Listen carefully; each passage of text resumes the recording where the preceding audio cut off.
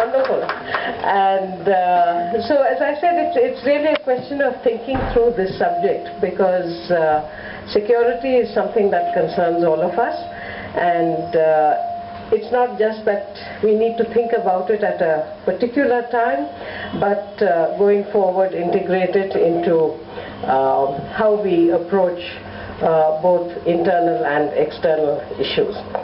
The subject that High Commissioner Mulay had suggested to me was India's security. How secure are we? To which I would add a second question: how secure can we be? And as I said, this is a subject that I think all of us need to bear in mind at all times, as the horrible events yesterday in Kolkata have shown, where a sick person, a critically ill person in a hospital bed cannot be sure of his or her own security. And that is the point from where it starts. A hospital bed, our own homes, and then the city, the country, the world. Pune is no stranger to security problems either. When I drove in this afternoon, we passed the German bakery, and you know better than I do the horror of those events. You might recall a stampede of school children in Kumbakonam a few years ago, because evacuation procedures had not been worked out. And then there have been the relentless attacks on Mumbai, starting in 1993 with great regularity thereafter, and with the attacks of 2008, demonstrating a totally new type of dimension. Hyderabad has seen problems. Jammu and Kashmir has seen problems. The Northeast, and throughout the country, in many of the states, including Maharashtra, we have the problem of left-wing extremism.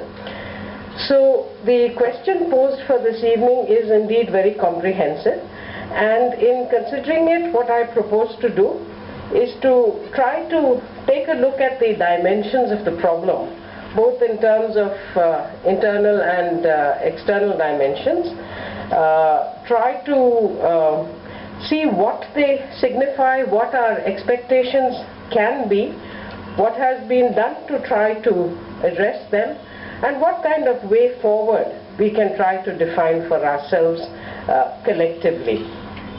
And I would be certainly very happy to take on questions and answers at the end, because that is really the substance. All of us blame the government. Even within the government, people blame the government. But decision making, while the governmental process has a direct impact on all of us, so does it in other institutions, in your universities, in your companies, and wherever else. And increasingly, today's security situation, in my opinion, requires not linear decision making, where a file goes from table to table, but a networked decision, where you get, let's say, 8, 10 responsible people for that particular area of activity sitting round the table, taking a decision, and then going for implementation, so that you don't get into a hierarchical situation of, because somebody is junior, therefore their information is necessarily worse. And here, when I talk about hierarchy, again, I'd like to expand it. After the Kargil operation of 1999, you had the investigative report called the Kargil Review Committee, headed by Mr. K. Subramaniam, who is considered the Dean of Strategic Studies in India, and a whole group of other people. And what they found was that the intelligence about the Pakistani incursions was coming in, but it came in and was sent from the brigade level to the division level. Now, this is hierarchical. So the division took a look at it, and they said, no, we don't think this is credible. So until there was actual visible contact, the visible evidence that the infiltrators had come in, and I believe this was in the Batalik sector, the hierarchy in the army refused to believe it. Some of you are journalists here? Any journalists here? Okay. Well, I mean, here too you have situations where a reporter, a beat reporter might come up with a story and the editor might poo-poo it until you find that actually there is something to that piece of information. So the question of hierarchies in dealing with securities also becomes a tricky issue. Mind you, in each of these areas there's a lot of judgment that has to be exercised, and to the extent that more people do it together, to that extent you get a better outcome. Communities also need to be involved. You might recall in the bomb attacks that took place in Mumbai some months ago, Javeri Bazaar and other places, you had some of the bombs put into garbage dumps. Now, of course, it was bad that the bomb got put into a garbage dump, but I think it was equally bad that the garbage dump was there. It shouldn't have been there. Now, this is really where the issue of practice comes into it. It does not require a great to the extent that a community, whether at a village level or in a town or a city, is able to run its own community with a sense of order, with a sense of rules, of norms, and of standard operating procedures. And I will keep referring to SOPs through much of my discussion. You cannot start in terms of providing the kind of order and stability that we would like to see. This applies also to construction.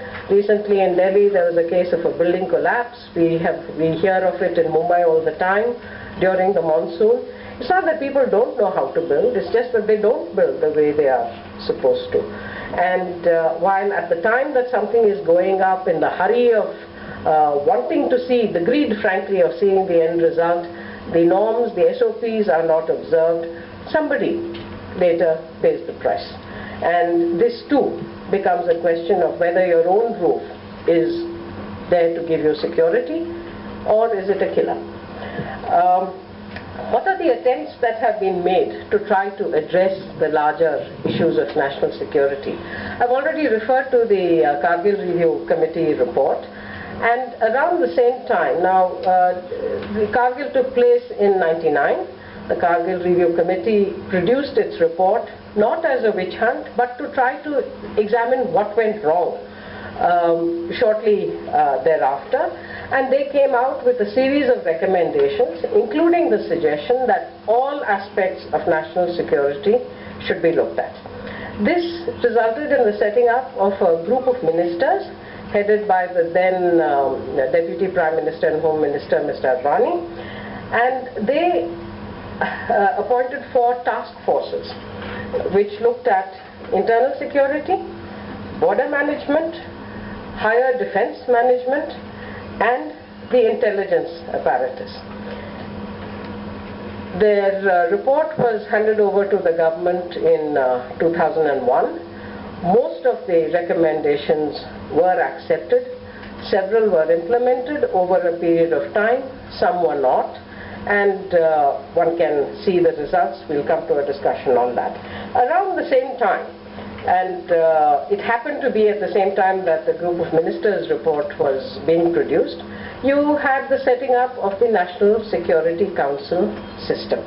Now, I'm going to spend a little time in covering this because I think it's very important for all of us in all parts of the country to understand how the government of India works. Because otherwise it's so Delhi mein ye hota hai.